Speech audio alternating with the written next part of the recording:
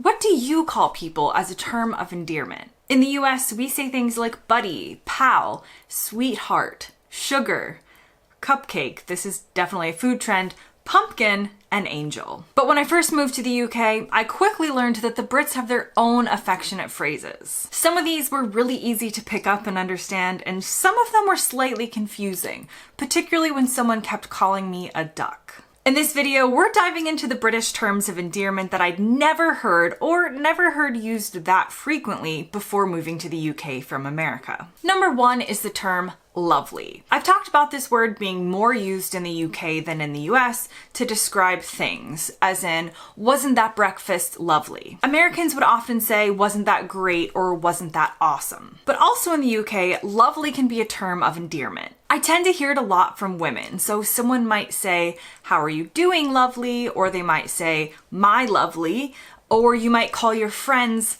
lovelies. The term comes from Old English, derived from luflic, meaning worthy of love. And I just feel as soon as you see a message from someone that says, hi lovely, with a bunch of X's acting as kisses, I know it's from a British friend and not one of my American friends who would probably say something like, hey friend, what's up? Next on my list is a very regional term of endearment, typically used in the Midlands, and that is to call someone duck. The full phrase that's often used is, "Aye up, me duck," which I know I don't have the right inflections at all, but that's the phrase. And I know this because I once had a very random connection to someone from Stoke-on-Trent, so I've actually been there and he taught me this phrase. So duck is similar to dear or love, and some suggest it came from the Old English word duck, meaning leader or noble. It's just a sweet way to address someone in a casual manner. Next on my list is the word love, different from lovely. Love is often used as a term of endearment in the north of England, and not just for people that you're in love with. Actually, it's not really for those people at all. It's for strangers, colleagues,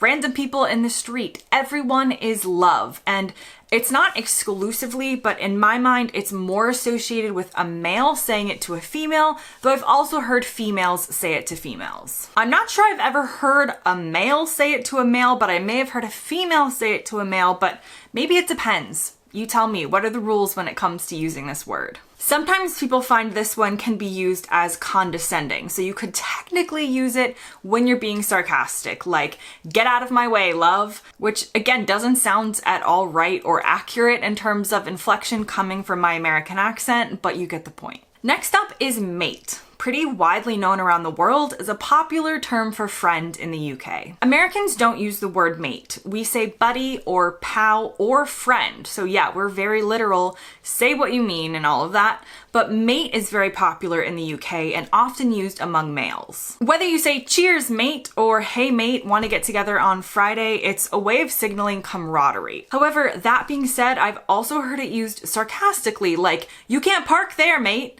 So you have to listen for context clues, which is often the case in the UK and the communication style here. The term is believed to derive from an Old English word meaning one who eats at the same table. Now, before we go on to the next term of endearment, I wanted to share something that is lovely in my life right now, and that's Wondershare Filmora, the sponsor of today's video. As someone who makes long-form educational YouTube content, I love what I do here, but I've been wondering about expanding into YouTube Shorts to increase my reach. Maybe you are also a content creator, or maybe you create educational clips for your job or marketing materials for a hobby or nonprofit you're involved in. With Filmora's smart short clips, I've been able to transform my long content into short, dynamic clips with a few clicks of a button to start diversifying my reach online. Filmora uses AI, one of the few uses I do think AI is great for, to analyze my video and help condense it down into bite-sized clips. For instance, I took this video from a few months ago, 5 winter items I had never seen before moving to the UK,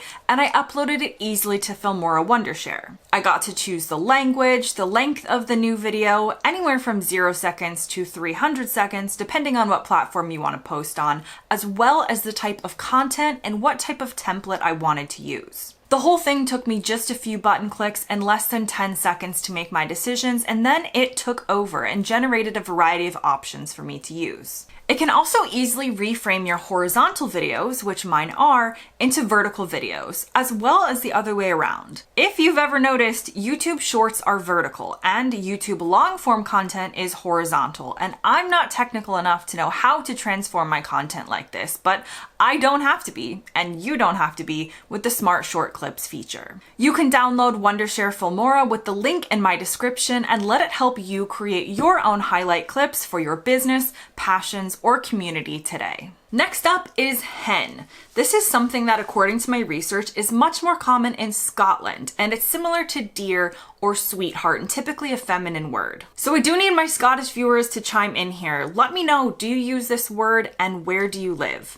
It's supposed to be endearing, and the use of the word hen as a nice word regarding females is also seen in the use of the phrase hen party, which in the US we call a bachelorette party, as hen in the US isn't a word used for endearment or affection or referring to anything besides the actual animal. Another female-oriented one is doll. We also call people doll in parts of the US, more in older generations like you're such a doll, which is a good thing, but it's definitely more used in the UK, particularly in Northern England, and it's used as a sort of nostalgic and affectionate term by older generations towards younger women or girls. It's pretty old-fashioned and traditional as far as things go. Next up is pet. It's another regional term I've heard typically in the northeast of England, and it's again similar to calling someone duck or love. It's just a nice, affectionate term, but I hadn't heard it before because we would only say the word pet in the US referring to our actual household pets.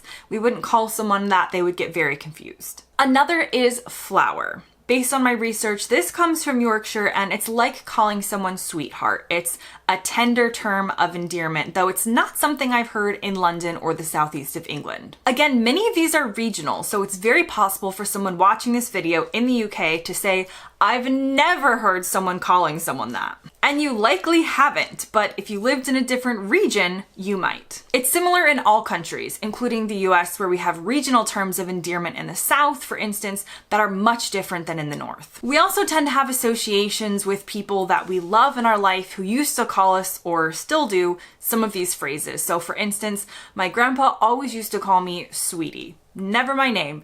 And everything he wrote to me was always addressed, hi, sweetie, and that brings back good memories for me. You probably have similar examples of terms of fondness or endearment that are special to you in that way. Now we have two more to go, the next one being very regional, mostly in the Birmingham area, and that is bab.